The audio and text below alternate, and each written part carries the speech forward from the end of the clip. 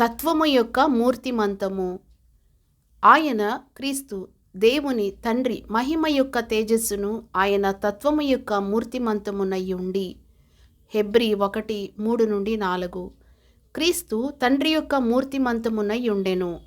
అనగా క్రీస్తు స్వరూపమునందు లేక పోలికలో తండ్రిని పోలియున్నాడు అని కాదు, కానీ తన యొక్క స్వభావములో తండ్రిని పోలినవాడయున్నాడని దీని అర్థము.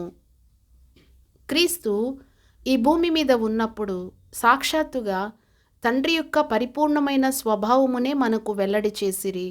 అవిశ్వాసము మరియు మూర్ఖముతో నిండిన లోకమునకు మనము కూడా క్రీస్తు యొక్క మూర్తిమంతమును అనగా సాక్షాత్తుగా ఆయన యొక్క స్వభావమునే మనము బయలుపరచవలెనని ఆయన కోరుచున్నారు. ఒక అర్థములో క్రీస్తు యొక్క అదే పనిని మనము నెరవేర్చువారమై ఉండవలెను. ప్రపంచమునకు లేక లోకమునకు తండ్రి యొక్క పరిపూర్ణమైన స్వభావమును చూపుట కొరకే ఆయన లోకమునకు వచ్చెను. అదే విధముగా క్రీస్తు యొక్క అదే స్వభావమును లోకమునకు చూపవలెనని లేక బయలుపరచవలెనని ఆయన మనలను ఈ భూమి మీద ఉంచి ఉన్నాడు.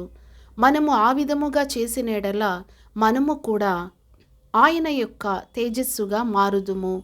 క్రీస్తు యొక్క అదే స్వభావ లక్షణములను బయలుపరచుట ద్వారా మనము ఈ అంధకార సంబంధమైన లోకములో ఆయన యొక్క మహిమతో తేజోమయముగా ప్రకాశింతుము.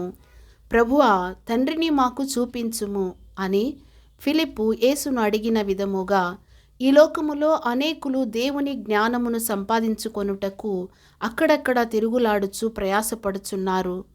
నన్ను చూచినవాడు తండ్రిని చూచి ఉన్నాడు అని యేసు ప్రభువు ఫిలిప్పుకు జవాబు ఇచ్చినట్లుగా అటువంటి వారికి మన జీవితము జవాబు ఇచ్చున్నదిగా ఉన్నదా?